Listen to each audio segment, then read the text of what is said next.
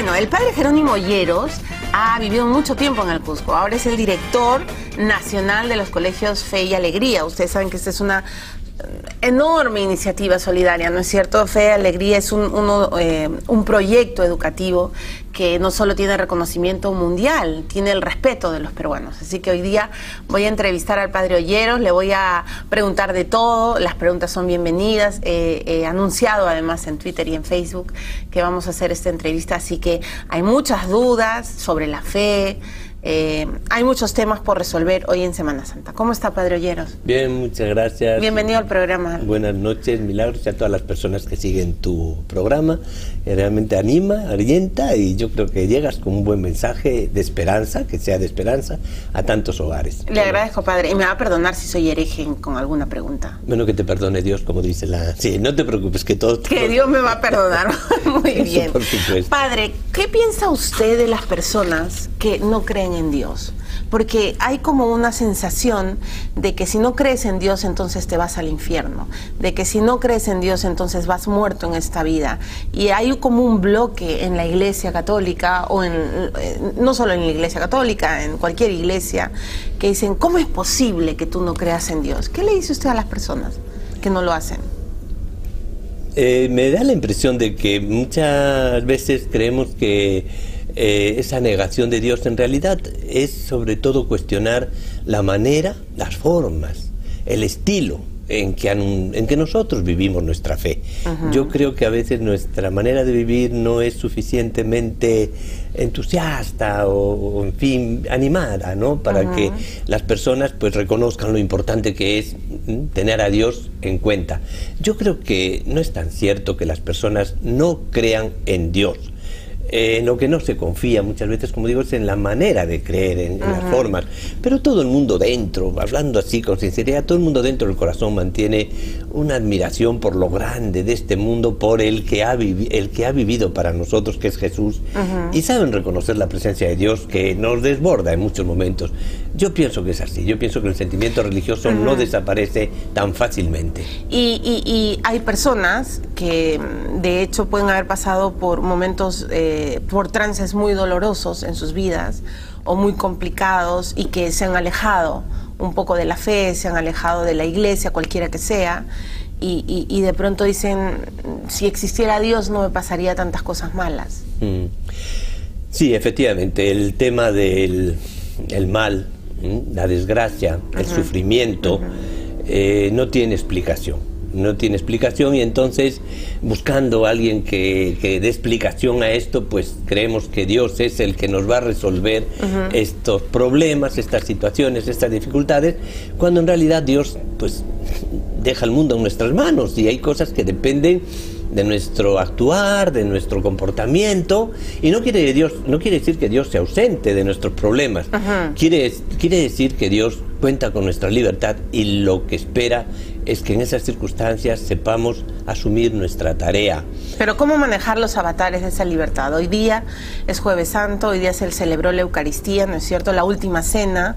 Hoy día Judas traiciona. El mismo Jesús dice, alguno de ustedes me va a traicionar. Así es. ¿Cómo entender eso? ¿Cómo procesar que, sabiendo que Él era Dios, pudo permitir que alguno de ellos finalmente lo entregara?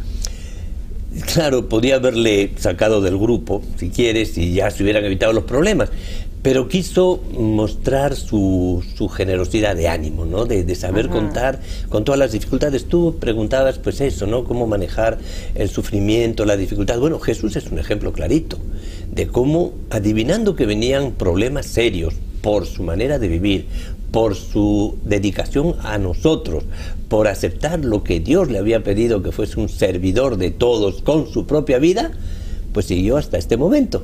Fíjate en un momento. Pero no todo el mundo está dispuesto a entregarse, incluso a morir, incluso porque el acto de renuncia de Jesús, de hecho, como líder, ¿no es cierto?, como digamos, en una revisión histórica, es un acto absoluto de desprendimiento, pero no todos, padres, estamos dispuestos a decir, ok, en el nombre de mi fe, en el nombre de mis principios, incluso voy a llegar a morir. Es un asunto de amor. Yo creo que puede que no todo el mundo esté dispuesto, pero hay muchísimas personas que sí lo viven. Piensa milagros en las madres, ¿no? ¿Cuánto sacrificio hay guardado en su corazón que tal vez ni siquiera los hijos nos hemos enterado de lo que para ellas ha supuesto acompañarnos, cuidarnos, también los papás, pero sobre todo las mamás, ¿no es cierto? Y eso es sacrificio, y eso está muy por encima de las razones que uno pueda poner en su cabeza, es cuestión de hacerlo. Y a veces estamos hasta molestas con las mamás y ellas siempre están ahí queriéndonos. Y alegres. ¿No es cierto? Alegre, sí, es increíble, es un amor inagotable. Peleamos más, sobre todo ustedes, las hijas, pelean más con las mamás, ¿no? Sí, lo reconozco. Pero sin embargo son las que más han puesto en la vida real de las personas, de los hijos. Entonces, lo que hizo Jesús con nosotros, con la gente, con quienes lo seguían, fue básicamente un acto de amor. De creer en el amor, en la fuerza del amor. Y hacerlo hasta el final, ¿no? Ahí, bueno, la Biblia, a mí me impresiona mucho que una persona, alguien como Jesús, sabía, fíjate, que venía un momento difícil. Yo creo que Jesús sabía que su vida estaba en riesgo.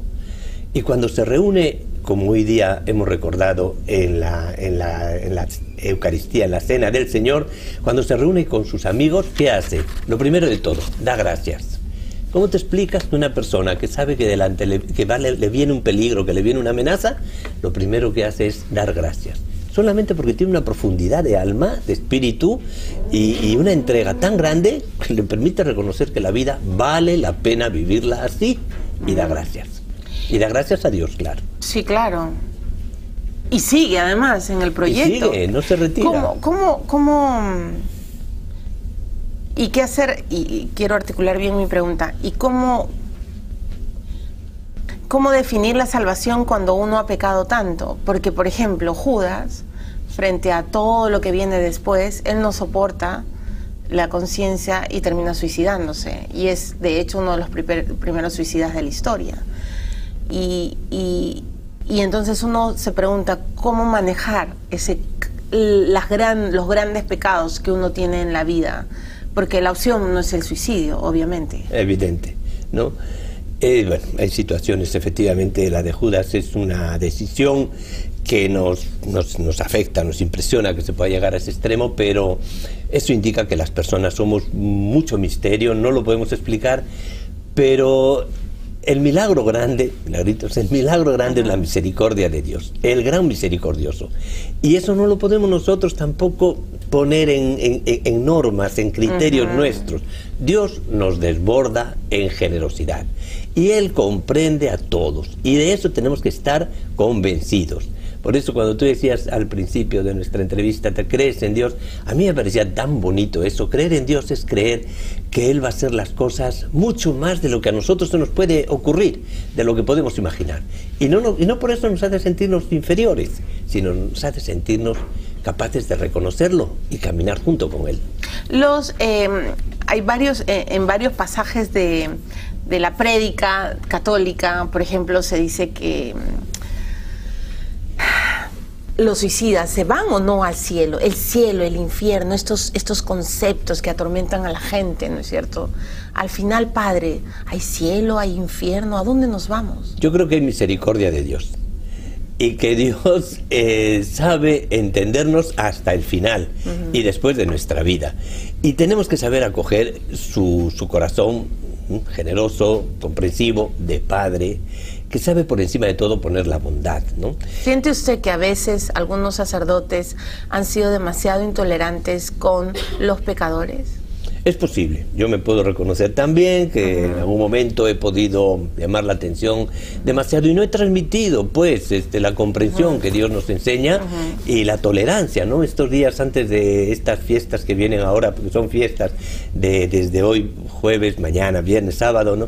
Estos días de santos, de Semana Santa, de días de pasión y de gloria, hemos venido recordando cómo por encima de todo, cuando las personas acusaban y condenaban y querían castigar a una mujer, concretamente el domingo anterior, Jesús, ¿qué hizo ante ella?